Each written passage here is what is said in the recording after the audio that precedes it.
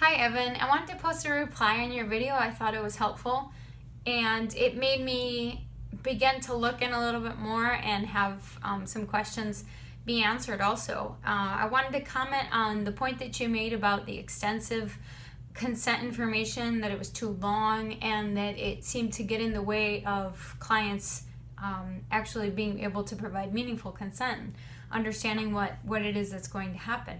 My initial thoughts are that all the consent information needs to be provided for legal purposes and we need to have it written, but how can we actually gauge what is understood by the client? So I think that was kind of your question.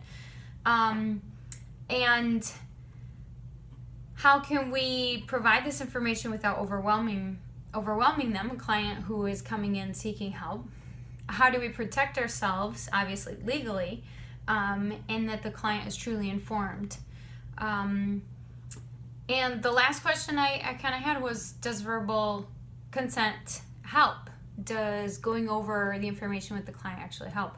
I found something that was kind of interesting, but in the ACA, ethically, we are required to provide in writing and verbally to walk the client through what it is that will be happening in the session and for them to provide their consent, as well as in an ongoing basis, like you mentioned.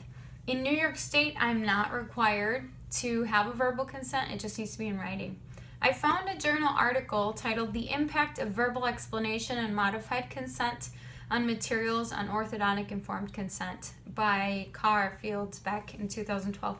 And this study found that there's little advantage of verbal review of consent. Now, albeit that in this, they did test their clients and they were doing PowerPoint slides, but they had these 3 different groups in which they were showing the information and with someone reviewing it with them, and each of the variables, they found that there was no difference whether there was someone going over the information with them.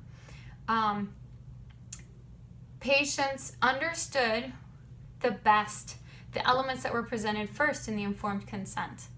So the first 7 is what they found were the most important points to be given.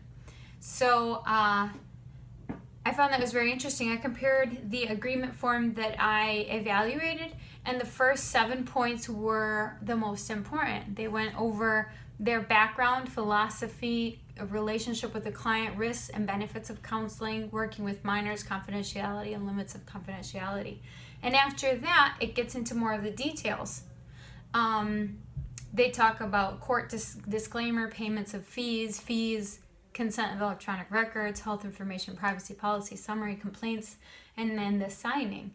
So I thought it was interesting that this agreement form that I found, that I researched and I liked, that it fell in line with that. And the importance of having those the first 7 items on the list be the most important. And I still believe we're required to, ethically, to go over it with the client and make sure there's no misunderstandings. But I found that information to be helpful. I hope that helps you also.